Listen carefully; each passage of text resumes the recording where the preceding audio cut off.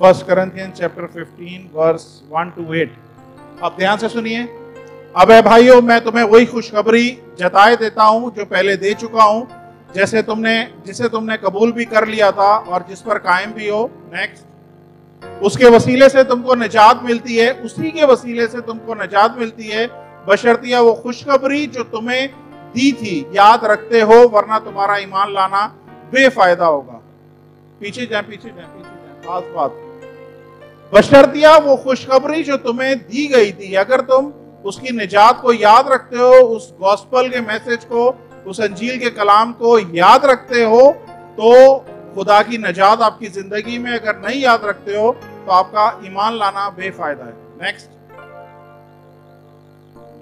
चुनाचा मैंने सबसे पहले तुमको वही बात पहुंचा दी जो मुझे पहुंची, कि मसीह किताब मुकद्दस के मुताबिक हमारे गुनाहों के लिए मुआ। बोले, मसीह किताब मुकद्दस के मुताबिक हमारे गुनाहों के लिए मुआ। नेक्स्ट। और दफन हुआ और तीसरे दिन किताब मुकद्दस के मुताबिक जी उठा। बोले, और दफन हुआ और तीसरे दिन किताब मुकद्दस के मुताबिक जी उठा। नेक्स्ट। और कैफा को और उसके बाद उन 12 को दिखाई दिया। नेक्स्ट। और फिर 500 से ज्यादा भाइयों को एक साथ दिखाई दिया, जिनमें अक्सर अब तक मौजूद हैं और बाद सो भी गए। नेक्स्ट। फिर याकूब को दिखाई दिया और फिर सब रसूलों को। नेक्स्ट। और सबसे पीछे मुझको, जो गोया अधूरे दिनों की पैदाइश दिखाया गया। तो हमारा मसीह ईमान इस बात पे है कि खुदावंद यीशु मसीह किताब मुकद्दस के मुताबिक वो पैदा हुआ, किताब मुकद्दस के मुताबिक वो मरा, किताब मुकद्दस के मुताबिक वो जी उठा। हमारा मसीह अकीदा, हमारा ईमान इस चीज पे कायम। हमारा ईमान इस चीज पे है कि खुदावंद यीशु मसीह अपनी मर्जी से नहीं, बल्कि खुदा के कलाम में जो लिखा हुआ था कि वो कुंवारी से पैदा होगा, वो बिल्कुल जैसा कलाम में लिखा था उसके मुताबिक पैदा हुआ। जैसा लिखा था कलाम में कि वो मारा जाएगा और उसे लोग सलीब देंगे, कलाम के मुताबिक वो मारा गया। और फिर कलाम के मुताबिक ही लिखा हुआ है वो मुर्दों में से जिंदा होगा, और वो जिंदा हुआ। और ये हमारा मसीह ईमान है। हमारा ईमान मुर्दा खुदा पे नहीं है, हमारा ईमान जिंदा खुदा पे है। देखें, अब्राहम पैदा हुआ, अब्राहम मर गया। इसहाक पैदा हुआ, इसहाक मर गया। याकूब पैदा हुआ, याकूब मर गया। मूसा पैदा हुआ, मूसा मर गया। उसके बाद दाऊद पैदा हुआ, दाऊद मर गया। उसके बाद सैमसन पैदा हुआ, सैमसन मर गया। उसके बाद हेज़ेकियेल पैदा हुआ, हेज़ेकियेल मर गया। एलीशा पैदा हुआ, एलीशा मर गया। यसाया पैदा हुआ, यसाया मर गया। यिर्मयाह पैदा हुआ, यिर्मयाह मर गया। एक एक करके सारे मरते गए, और खुदावंद यीशु मसीह भी पैदा हुआ, और खुदावंद यीशु मसीह भी मर गया। तो फर्क क्या है? मत बोलिएगा फर्क सलीब का है, क्योंकि बाकी किसी ने सलीब नहीं उठाई, सिर्फ खुदावंद यीशु मसीह ने सलीब उठाई है। ये गलत है जवाब। ये जितने भी प्रॉफिट्स का नाम लिया है, इनमें ये भी पैदा हुआ है, मर गए। खुदावंद यीशु मसीह भी पैदा हुए और मर गए। फर्क सिर्फ ये नहीं है कि खुदावंद यीशु मसीह ने सलीब उठाई है, जिसकी वजह से खुदावंद यीशु मसीह अलग है। नहीं, सलीब तो वो डाकुओं ने भी उठाई थी।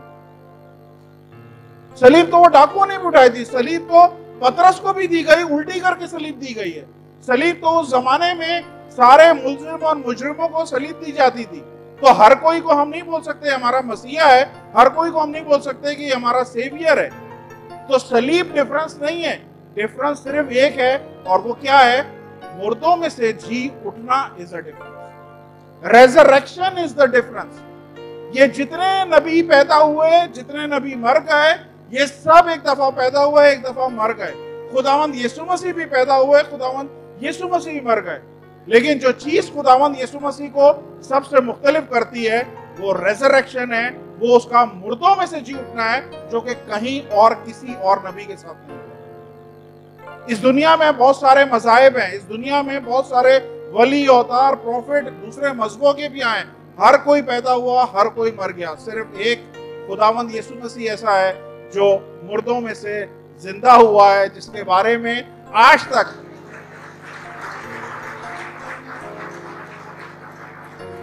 जिसके बारे में आज तक एक भी शख्स 2000 साल से क्लेम लेके नहीं आया कि हमने यीशु की कब्र को भरा हुआ देखा। आज दिन तक 2000 साल गुजर गए, हर शख्स इसी बात पर मुत्तफिक है, हाँ सारी कब्रों में उसके मुर्दे पड़े हुए, एक कब्र खाली है और वो है खुदावंद यीशु मसीह। हालेलुया। आज पूरी दुनिया में तकरीबन 35% मसीही हैं। ध्यान से सुनिए,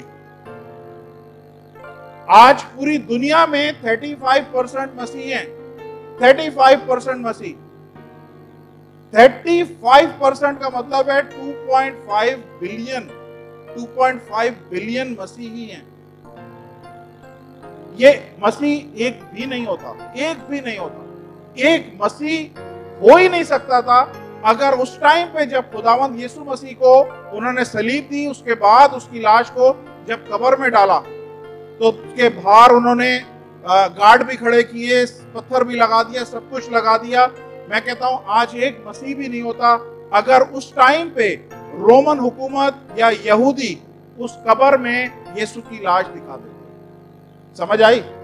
अगर वो यीशु की लाश प्रोड्यूस कर देते, यीशु की लाश को बता देते, ये देखें ये यीशु की लाश पड़ी है, मैं कहता हूं आज एक भी मसीह नहीं होता।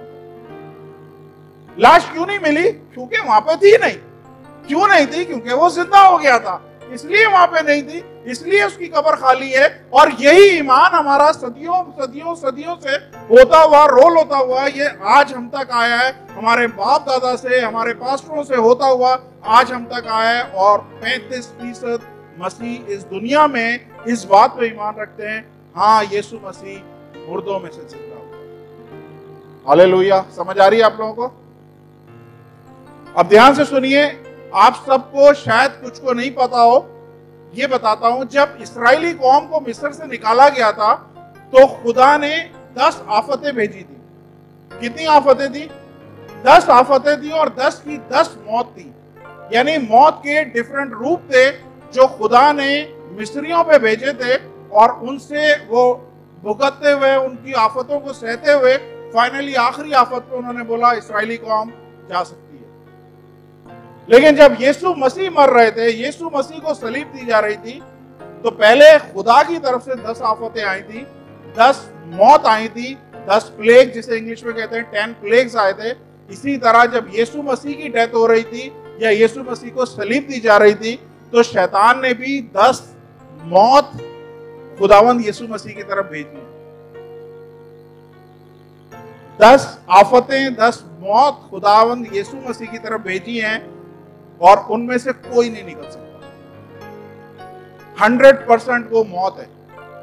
लेकिन मैं ये आपको अभी दिखाता हूं कौन कौन सी वो 10 आफतें हैं। मेरे पास टाइम कम है, लेकिन आपको जरूर मैं थोड़ा सा बताऊंगा ताकि आपको जहन में रहे कि खुदावंद यीशु मसीह जब मर रहे थे, जब अपनी जान जा रही थी, तो खाली मौत नहीं थी बल्कि 10 शैतान की तरफ से, तारीकी की ताकतों की तरफ से 10 आफतें थी, 10 प्लेग थे जो खुदावंद यीशु मसीह की तरफ भेजे गए कि एक से अगर बच गया दूसरे से मर जाएगा, दूसरे से बच गया तीसरे से बच जाएगा। लेकिन 10 के 10 में से कोई में किसी प्लेग, किसी शैतानी कुव्वत में उस आफतों में पावर नहीं थी कि खुदावंद यीशु मसीह को रेजरेक्शन से रोक सकते हैं, खुदावंद यीशु मसीह को मुर्दों में से जिंदा होने से रोक सकते हैं। पहली चीज आपको दिखाता हूं, क्या चीज है जो पहली थी जिसकी वजह से 100% डेथ है। Can you put photo first? देखें सामने, ये कील है, ये खुदावंद यीशु मसीह के हाथों में और पैरों में सलीब पे ठोके गए और एक दफा जब ये कील ठोक दिए जाते हैं 100% डेथ है। आज तक तारीख में, हिस्ट्री में कोई वाकया ऐसा नहीं है किसी को सलीब पे टंगा दिया हो, कीलें ठोक दी गई हो और उसके बाद वो जिंदा उतर आया हो। नहीं, 100% डेथ है, 100% डेथ है। तो ये रोमन कीलें, ये रोमियों की कीलें जो थी, ये खुदावंद यीशु मसीह को जिंदा होने से नहीं रोक सकी। वो सलीब पे गया, कीलें ठोकी गई, वो मरा, लेकिन ये रोमन कीलें भी जो हैं खुदावंद यीशु मसीह को जिंदा होने से नहीं रोक सकी। पहली आफत ये थी कि खुदावंद यीशु मसीह को रोमन कीलों के साथ ठोका गया और ये कीलें भी खुदावंद को मुर्दों में से जिंदा होने से नहीं रोक सकी। हालेलुया। जोरदार तालियां खुदावंद यीशु मसीह।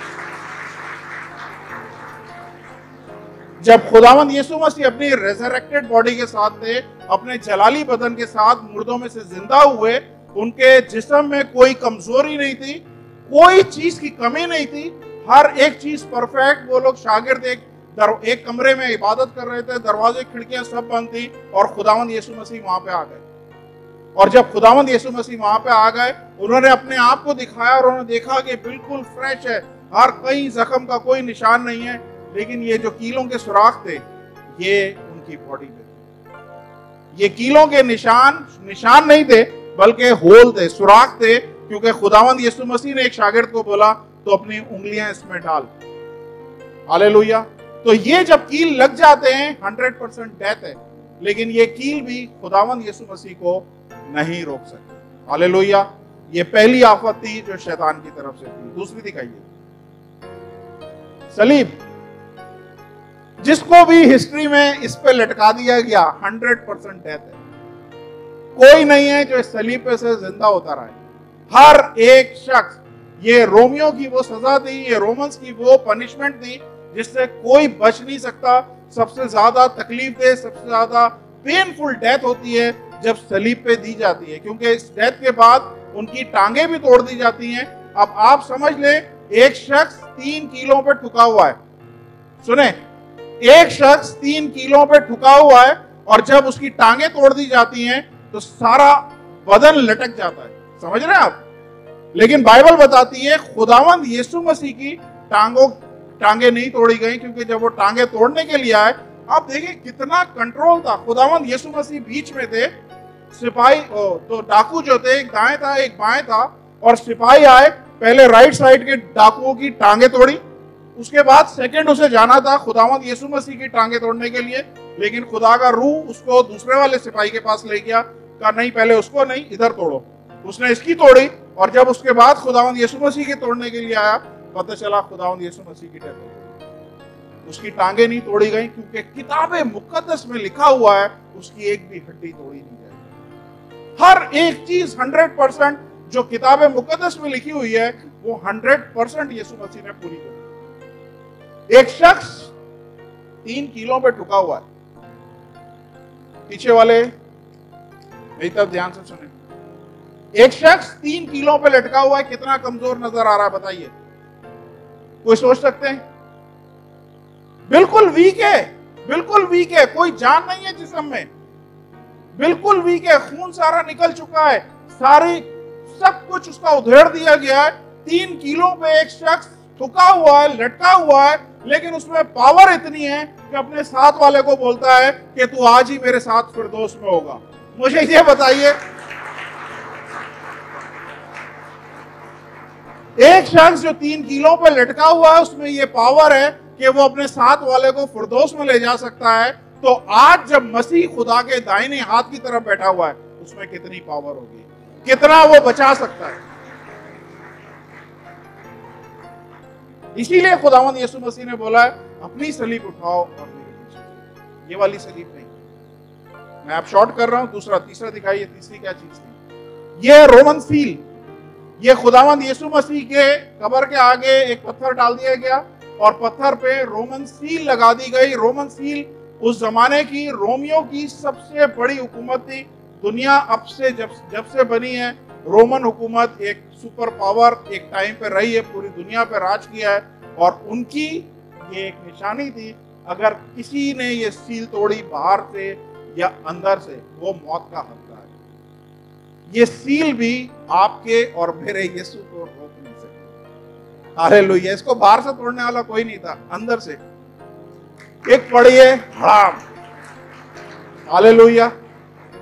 ये ऐसी सॉलिड चीजें हैं जो 100% डेथ है, जिसपे ये सील लग गई, डेथ 100% मौत है, मृत्यु है 100%, लेकिन खुदावंद यीशु मसीह को ये सील भी नहीं रोक सकती। हालेलुया। मैं आज आपको बता रहा हूं, अगर आप खुदावंद यीशु मसीह के मानने वाले हो, कितने भी शैतान ने आपके ऊपर बंधन बांधे हुए हैं, कोई बंधन आपको रोक नहीं सकता आगे बढ़ने से। कोई बंधन ऐसे नहीं है जो आपका रास्ता रोक सके, आपको खींच के रख सके, क्योंकि हमारा कौन है छुटकारा देने वाला? जिसने सील तोड़ी है, रोमियो की, और वो आपकी मेरी सबकी जिंदगियों में अगर कहीं पे भी कोई बंधन है वो तोड़ने की कुदरत रखता है और वो तोड़ता भी है। इधर बहुत सारे लोग जितने भी यहाँ पे बैठे हुए, सुने तालियां बाद में बजाइएगा, जितने भी लोग बैठे हुए हैं हम सब कहीं ना कहीं, मैं अपनी माँ के पेट से पास्टर बन के नहीं आया, मैं भी गुनाहगार था, पापी था। जितने लोग आप यहाँ पे हैं ये भी गुनाहगार पापी थे, लेकिन ये सीलें जो शैतान ने इनके ऊपर बांधी हुई हैं, लगाई हुई हैं, खुदा क्या कर रहा है, एक एक करके हम सब की तोड़े जा रहा है, क्योंकि उसने ये काम पहले किया था। हालेलुया,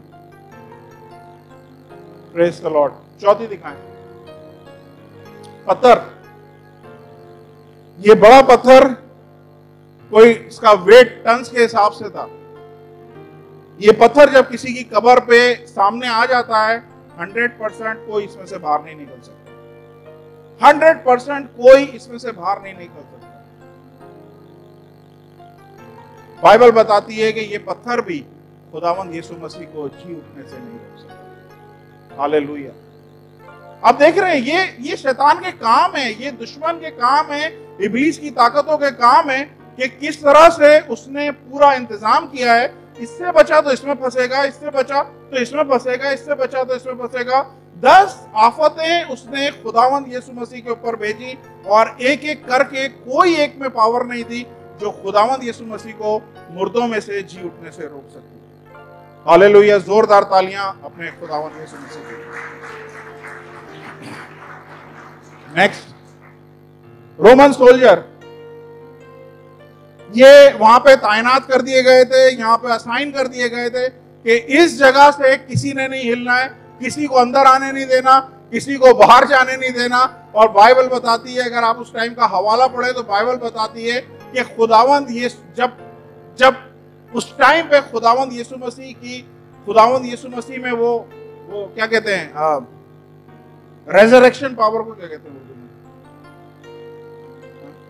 मुर्दों में से जिंदा करने की कुव्वत जैसे ही खुदावंद यीशु मसीह पे आई, बाइबल बताती है, देखिए मैंने अभी दोपहर में किसी को बताया था, बाइबल में जितने भी मुर्दे जिंदा है ना, वो कैसे जिंदा हुए। कोई प्रॉफिट, कोई नबी गया, उसने बोला लाजर बाहर निकल, यायर की बेटी पे हाथ रखा, किसी ने हाथ रखा, किसी ने कुछ दुआ करी, कुछ ना कुछ किया, उसके बाद मुर्दा जिंदा हुआ है। लेकिन खुदावंद यीशु मसीह का केस ऐसा नहीं है। कोई एक शख्स ऐसा नहीं है जो खुदावंद यीशु मसीह की कब्र पे गया और उसने बोला खुदावंद यीशु मसीह उठ, मुर्दों में से जिंदा हो, बाहर निकला। नहीं, किसी ने कोई दुआ नहीं करी है। इसे कहते हैं रेजरेक्शन पावर, इसे कहते हैं मुर्दों में से जिंदा करने वाली एक आत्मा है जो खुदावंद यीशु मसीह की डेथ के तीसरे दिन जाहिर हुई है, और इसने खुदावंद यीशु मसीह को मुर्दों में से जिंदा किया। और यही रेजरेक्शन पावर, यही मुर्दों में से जिंदा करने वाली पावर आज इस जगह पे। ध्यान से सुनिए, आपकी जिंदगी में क्या चीज डेड है, आज खुदावंद उसको रेजरेक्ट कर रहा है।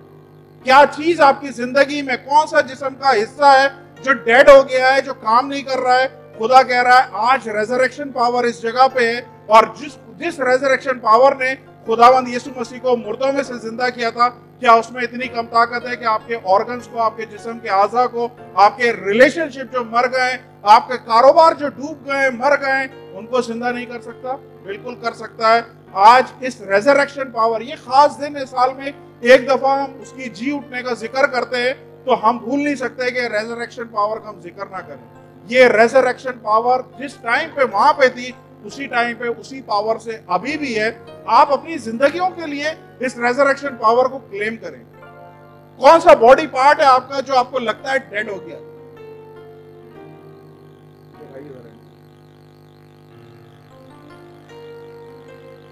कौन सा बॉडी ऑर्गन है जो आपका डेड हो गया है, खुदा आज रेजरेक्ट कर रहा है?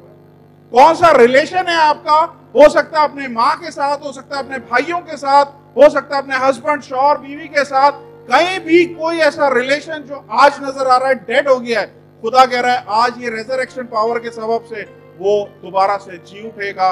ईमान से इसको रिसीव करें।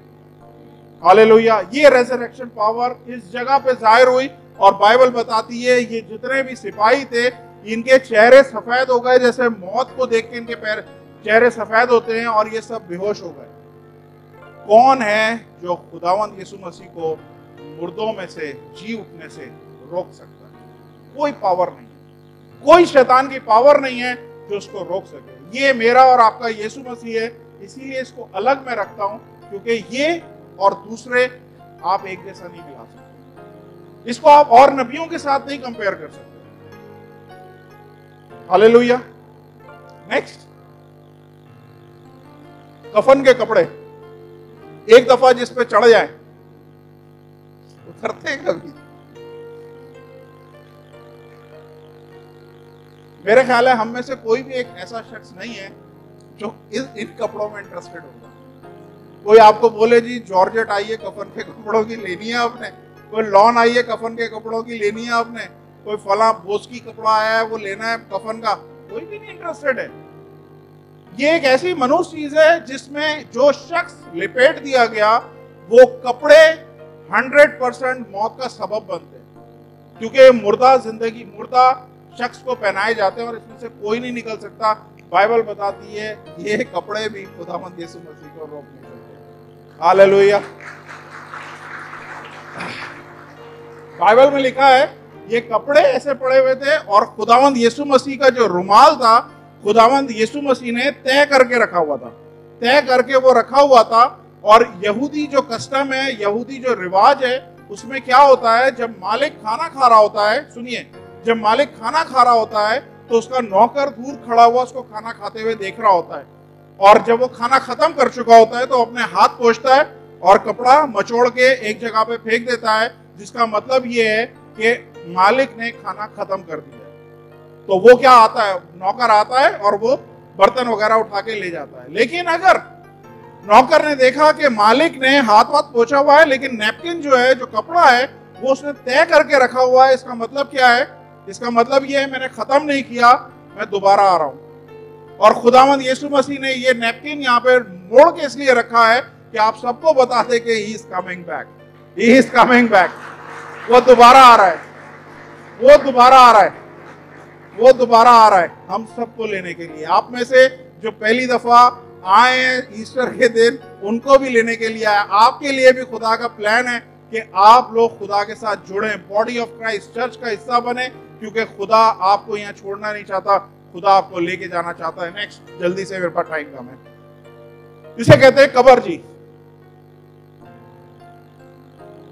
कब्र से कोई नहीं निकल सकता। जितने मुर्दे बाइबल में जिंदा हुए हैं वो जिंदा होने के बाद फिर मर गए और वो दोबारा से कब्र में चले गए और फिर दोबारा नहीं निकले। लेकिन ये मेरा और आपका खुदावंद यीशु मसीह है जो जिंदा हुआ और अब्दुल्लाबाद हमेशा जिंदा रहेगा। ये उसकी शान है, इसको ये कब्र भी नहीं रोक सकती है। हालेलुया। कोई कब्र में ऐसी पावर नहीं है। बाइबल बताती है जब उसके सलीब पे जान गई, उसके जिस्म से जब भाला मारा और खून निकला, जब जमीन पे पड़ा तो कब्रों के मुंह खुल गए और बहुत सारे मुर्दे जो मुर्दा थे वो जिंदा हो गए। तो ये शख्स जो दूसरों की कब्रों को खोलता है, क्या अपनी कब्र नहीं खोल सकता? ये शख्स जो दूसरों को जिंदा करता है, क्या ये खुद को जिंदा नहीं कर सकता? 100% ये जिंदा करता है, आज भी ये जिंदा करता है। आज हम इसी की याद बना रहे हैं कि 10 प्लेग जो शैतान ने यीशु की तरफ फेंके थे, उनमें से एक में भी पावर नहीं थी कि वो खुदावंद यीशु मसीह को रेजरेक्ट होने से, उसको जी उठने से रोक सके। कब्र ने अपने मुंह खोल दिए, पत्थर अपने आप हट गया और खुदावंद यीशु मसीह को बस उठा के ले गया। जोरदार तालियां अपने खुदावंद। नेक्स्ट, नेक्स्ट, जल्दी जल्दी जल्दी जल्दी। इसे कहते हैं मौत। मेरे पास और तस्वीर नहीं मिल रही थी, लेकिन ये बेस्ट पिक्चर थी जो मुझे नजर आई, जो डिस्प्ले करती है मौत। ये मौत एक ऐसी हकीकत है जो किसी का लिहाज नहीं करती है।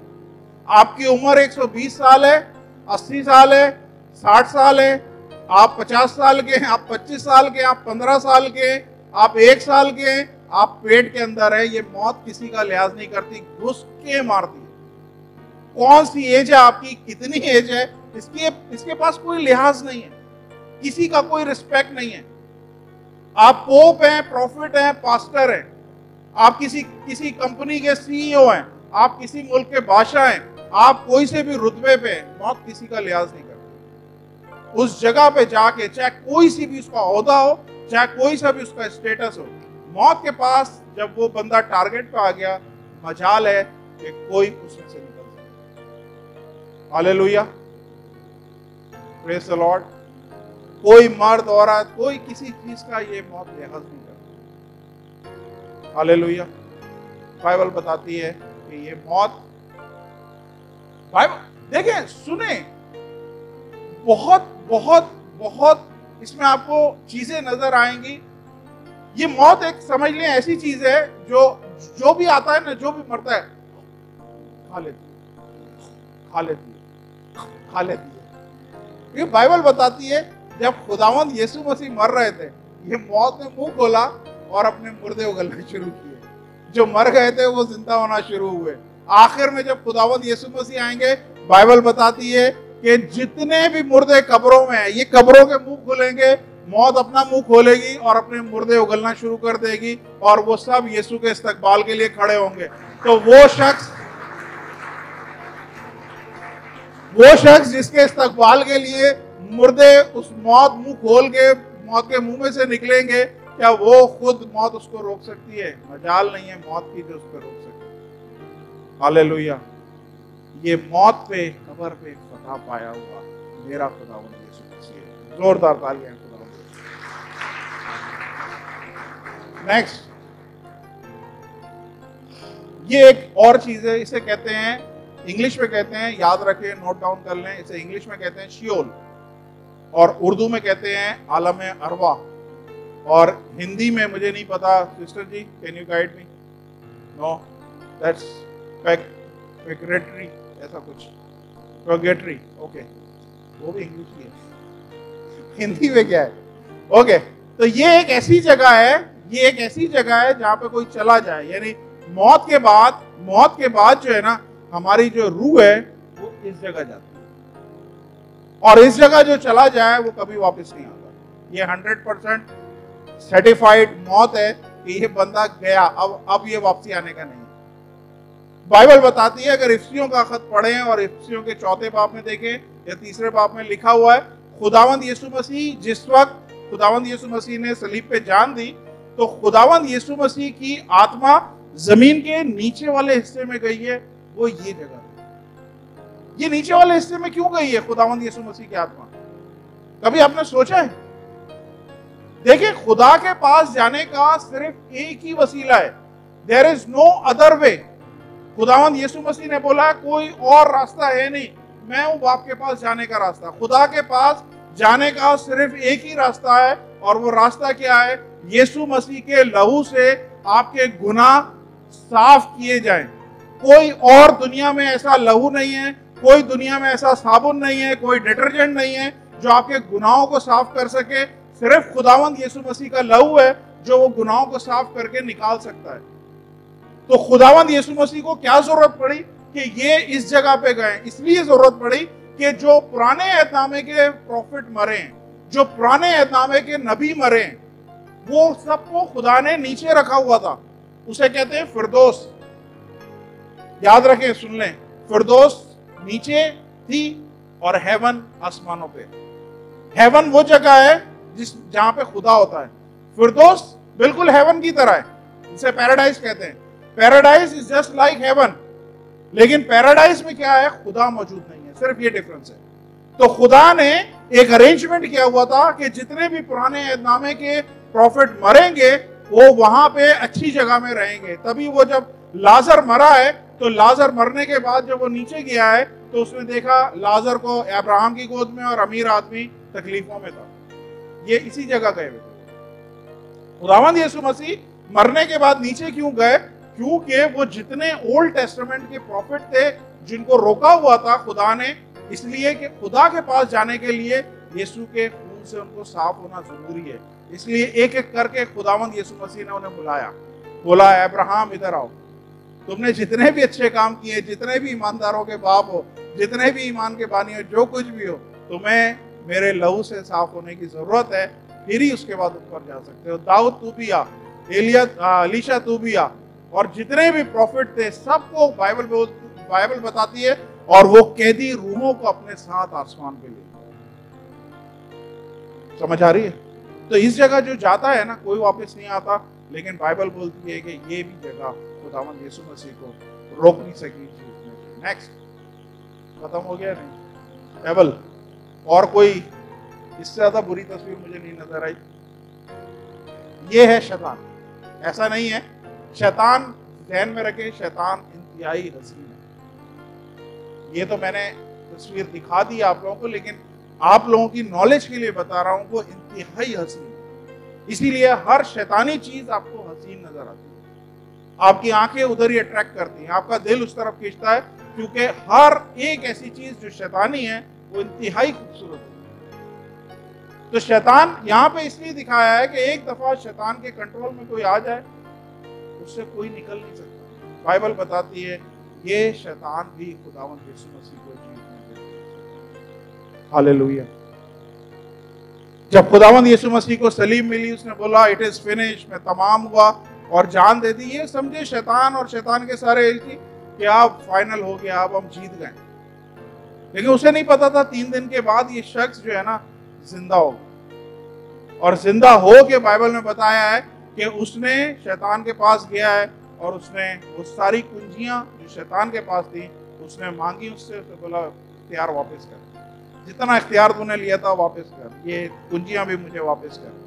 और फिर उसने आगे बोला कुल दुनिया का इख्तियार मुझे दिया गया, जो तुम आसमानों पे बांधोगे, जो तुम जमीन पे बांधोगे वो आसमानों पे बांधा जाएगा, जो तुम जमीन पे खोलोगे वो आसमानों पे खोला जाएगा। हालेलुया।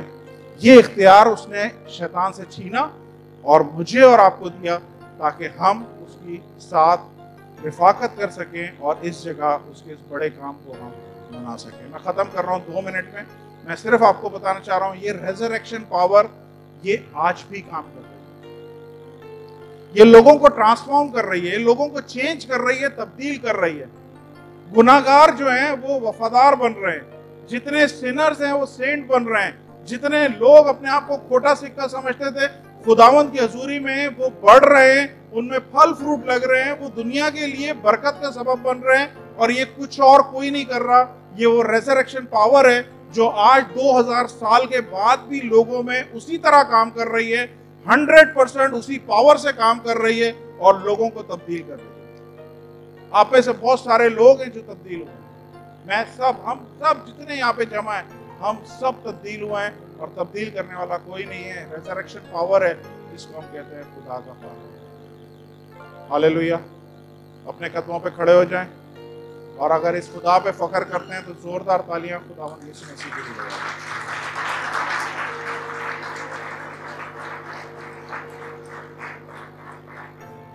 हालेलुया। अपनी आंखों को बंद करें, मैं दुआ करता हूँ। आसमानी बाप, यीशु मसीह के जलाली और कुदरत वाले नाम में मैं शुक्रगुजार हूँ कि आपने खुदावंद है बाप ये सारे भाई बहनों को आज इस खास दिन के मौके पे इस चर्च में लेके आए। बहुत सारे लोग हैं जो पहली दफा आए खुदावंद, मैं शुक्रगुजार हूँ कि आपने खास अपना करम किया, उनके कदमों को खुदावंद इस चर्च की तरफ लेके आए ताकि आज का कलाम उनको छू सके। यीशु के नाम से खुदावंद ये लोग साल में 3 दफा जाने वाले ना बने। मैं इनके लिए डिक्लेयर करता हूं वो सारे बंधन, वो सारी सील जो रोमन सील थी जिसने रोका हुआ है, जिन्होंने झगड़ा हुआ है, जो इनके कदमों को बांध के रखते हैं और संडे के दिन खुदा की हजूरी में आने नहीं देते और सोचते हैं हम साल में 1 दफा चले जाएंगे। आप 1 दफा चले जाएं, आप बच नहीं सकते। आपको नहीं पता किस टाइम पे आपकी जिंदगी वापसी ले ली जाए, फिर कहां पे जाओगे। खुदावंद मैं इन सब के लिए दुआ करता हूं जो आज गलती से इस चर्च में आ गए। खुदावंद उनके लिए खास तौर पे कि आज उनकी जिंदगी का पहला दिन है कि वो खुदा को सीरियसली कबूल करें, खुदा को सीरियसली अपना निजात दहिंदा कबूल करें। यीशु के नाम से खुदावंद मैं इन सब के लिए बरकत चाहता हूं, दुआ करता हूं खुदावंद एक भी हम में से दगाबाज और बेवफा ना निकले। खुदावंद आपने बोला है जान देने तक तू वफादार रहेगा तो मैं जिंदगी का ताज तुझे दूंगा। आसमानी बाप मैं इन सब के लिए वफादारी की रूह डिक्लेयर करता हूं यीशु के नाम से। आज जो इस रूम में आए, इस हॉल में आए, खुदावंद ये चर्च का हिस्सा बनेंगे और ये चर्च के लिए बड़ी बरकत का सबब बनेंगे। इनके कदम दोबारा बहकने वाले ना हो, बल्कि ये खुदावंद आपको अपना निजात दहिंदा कह के कबूल करने वाले हैं। आपका शुक्र अदा करता हूँ। हालेलुया खुदावंद, जितने लोग इस वक्त बीमारियों के साथ आए, यीशु के नाम से ये रेजरेक्शन पावर खुदावंद उनके जिस्मों में काम करे और सारे जिस्म के प्रॉब्लम को दूर करे और शिफा लेके आए। जितने लोग टूटे हुए दिलों के साथ आए, टूटी उम्मीदों के साथ आए, यीशु के नाम से ये रेजरेक्शन पावर उनकी जिंदगी में काम करे और हर टूटी हुई, हर मरी हुई चीज दोबारा से जिंदा हो जाए। हालेलुया खुदावंद, आपका शुक्र अदा करता हूँ इस चर्च के लिए। जब मैं जहां से जाता हूँ खुदावंद, आपका रूह इस जगह पे कसरत से जुम्बिश करे।